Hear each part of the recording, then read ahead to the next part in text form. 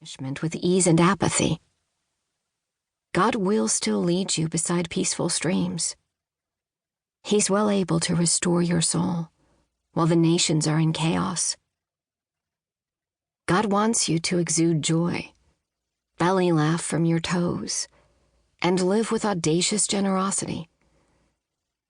He's also training your hands for battle.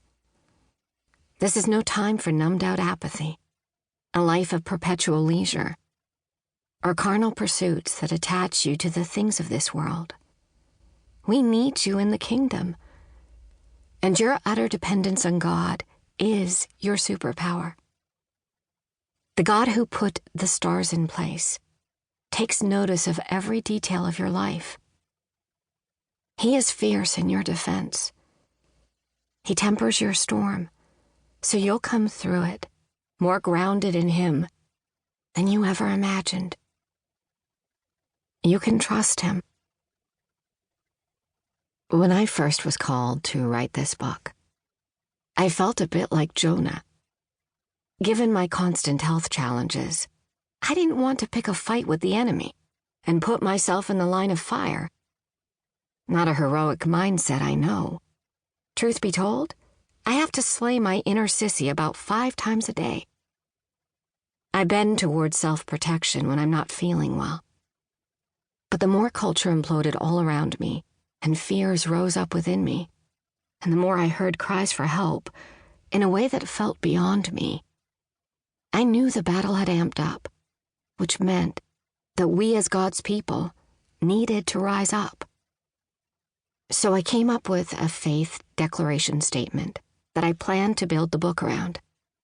That is, as a citizen of the heavenly kingdom, I speak with precision, I pray with power, and I walk in authority. I actually liked it a whole lot. But then I thought of Paul's words, I put no confidence in the flesh. Though my faith statements were biblically grounded, that approach didn't feel like the right strategy for me or for the times. My friend and I noted recently that when Joshua led the Israelites into the Promised Land, it was with a conquering mindset.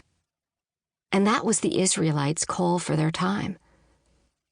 But right now, quite honestly, I see us more as a people who've been exiled to Babylon.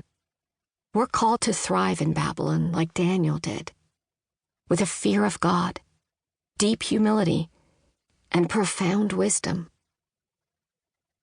In a day when people are in love with their own opinion and take constant liberties deciding who's in and who's out, we're putting our knees to the earth and our faces to the ground. Our battle is not against flesh and blood, but against principalities and rulers in the heavenly realms. We have one enemy, and his name is Satan. On our own, on our best day, we're no match for him. He has studied us our whole lives. He knows our weak spots. He knows about our unhealed wounds and how to trigger our fears. We're like little children in the face of a Goliath of an enemy. Satan's not out to just poke fun at us. He wants to destroy everything that resembles Christ in and around us. But here's some great news. But you belong to God, my dear children.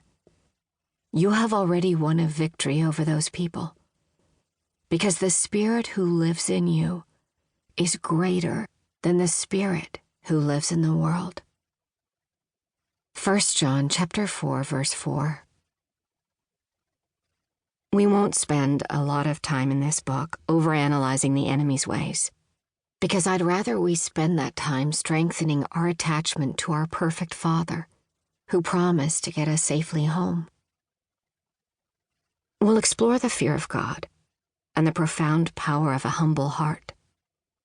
We'll be quicker to identify the enemy's predictable lies, so we can overcome them with the truth.